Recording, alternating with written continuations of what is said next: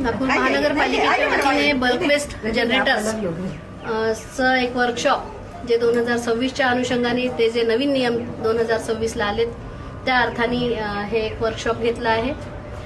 आपल्याला माहिती आहे मोठं शहर आहे. खरं म्हणजे कचऱ्याच्या मॅनेजमेंटसाठीचे अनेक विषय जे कदाचित आता सुसबिडी म्हणजे आमचं भांडेवाडीचं जे डम्पिंग वगैरे आहे त्या ठिकाणचा जर विषय गेला तर आपण आपल्या लक्षात येईल की देशातील कदाचित सर्वात मोठा आणि चांगला प्लांट आपण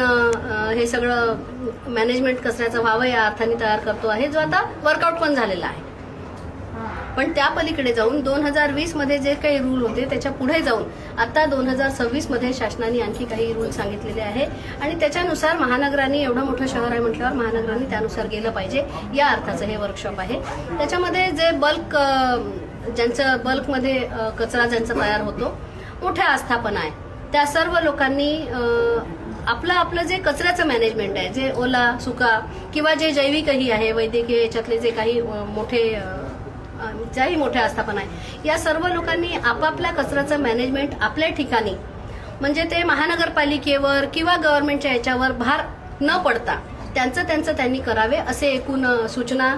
ज्या आता शासनाच्या आहे त्या अर्थाने ते कसं करायचं मग त्याच्यासाठी पद्धती कोणत्या आहे सेग्रिगेशन करायचं का त्यांनी लँडफिलिंग आपल्या ठिकाणी करायचं का त्याच्यापासून सीएनजी करता येईल का तुम्हाला काय काय गोष्टी आपण आपल्या लेवलवर करू शकतो या सगळ्या गोष्टींची माहिती त्या मोठ्या आस्थापनांना बोलवून त्यांना त्या ठिकाणी द्यायच्या यासाठीचं हे वर्कशॉप आहे. मला खात्री आहे हे शहर महानगरपालिका म्हणून मोठ्या अर्थाने नीट सगळं काम करते आहे पण इथली लोक देखील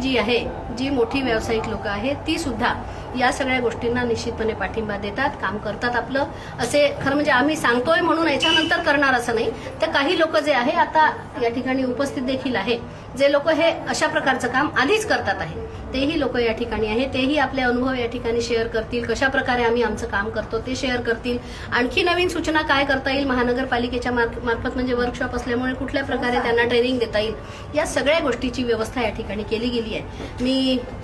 महानगराच्या वतीने म्हणजे मला असं वाटतं की सरकार चांगल्या गोष्टींसाठी सगळ्या सूचना करत असते आणि स्वतंत्र आपल्या लेवलवर आपण काम करावं ती आपली नैतिक जबाबदारी आहे या गोष्टीची जाणीव करून द्यावी या अर्थाने हे वर्कशॉप अतिशय उत्तम आणि गरजेचं आहे असं मला वाटतं.